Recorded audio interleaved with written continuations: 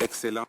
Excellencies, Mr. the President of the United States of America, when for the very first time the head of state of the most powerful country on earth visits the continent and decides to come in person to the Supreme Court of Senegal, well, here beats the heart of the judicial power to speak with the heads of Supreme Courts of Africa. One cannot fail to see therein an act of important symbolic value. Mr. President, in this room, you will find gathered the Chief Justices, the presidents of the Supreme Courts of Benin, of Botswana, of Côte d'Ivoire, of Gabon, of Ghana, of Kenya, of Malawi, of Niger, of Uganda, of Senegal, and of Zambia.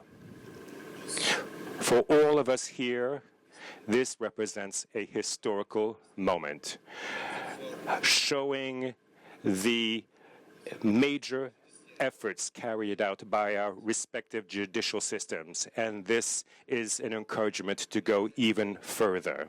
In fact, via the Supreme Court of Senegal and beyond our differences tied to geography, tied to language, and tied to political traditions based in history, you have decided to speak to the entire justice system of Africa.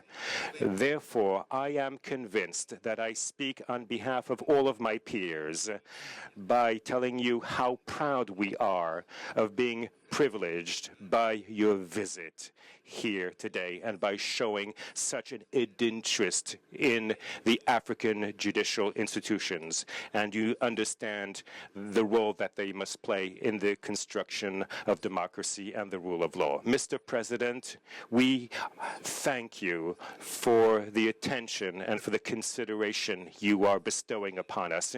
You embody a paradigm. You are at the head of a country which, via its history, is everywhere throughout the world, everywhere has played a major part in history to defend freedom and democracy. And one of the pillars of the United States is indeed the judicial power. The permanency of your judges is one of the paradigms of the American justice systems, and it is fundamental to fairness and justice. Under this expression, equal justice under the law, enshrined in America. You are encouraging us today to think with you about the importance of the independence of the judicial power in order to build a true democracy. Yes, indeed, sir.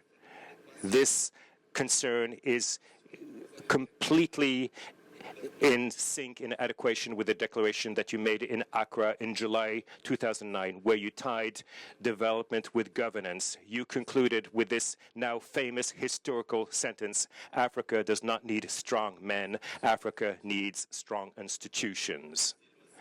So if it seems wise to me to pause for one moment on the concept of democracy, my intention is not to make an apology of democracy, but I would note the distinction made by the American philosopher Michael Bader, professor at the University of Princeton, between political democracy and democratic culture. I quote him: "In the world today, democracy is the only legitimate political regime, but democratic culture, for its part, is absent in some regions of the world and oftentimes has difficult times maintaining itself, even in countries where democratic principles are even deeply anchored." End of quote. Mr. Walter emphasizes the independence of the justice systems, and he believes that this is necessary for democracy, that the state, rather than controlling all of the distributive spheres, should guarantee the standard freedoms that the judge must protect by reading the law in full sovereignty and in full independence. There cannot be a democracy without a strong judicial power. A strong judicial power because it is independent. The intervention of the justice system applies in itself to so many regions. For example, the devolution of political power via elections, protection of individual freedoms, of public freedoms, oversight, good governance, good financial governance, the involvement in development by the judicial securitization of economic transitions and political stability due to its regulatory and social role. This is to prove that it plays a fundamental, central part in the sustainability and the anchoring of democracy. Strong institutions, which you have called with all your wishes for Africa. Strong institutions demand, when it comes to justice, a competent judge, a judge who follows the fundamental principles of justice, namely independence and impartiality. They have to have that in their blood. Judges who are not only independent, but also judges who are perceived as being independent via their decisions. They must work every day in full responsibility on behalf of the strengthening of the democratic process in order to establish a fair and just justice system and in order to embody the concept of justice as a public service. As you said, and as we are convinced ourselves, that Africa can do it, and Africa must do it. Mr. President, your statements are highly awaited, that it would be remiss if I failed to let you speak sooner. Mr. President, God bless you. God bless the United States of America. God bless Africa.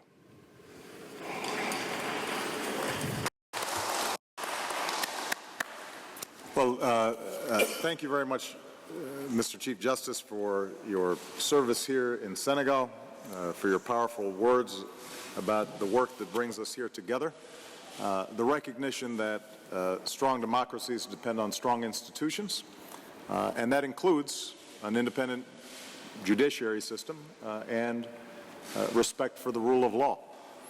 I have to say that it's a great honor to be with such a distinguished group of justices from across Africa.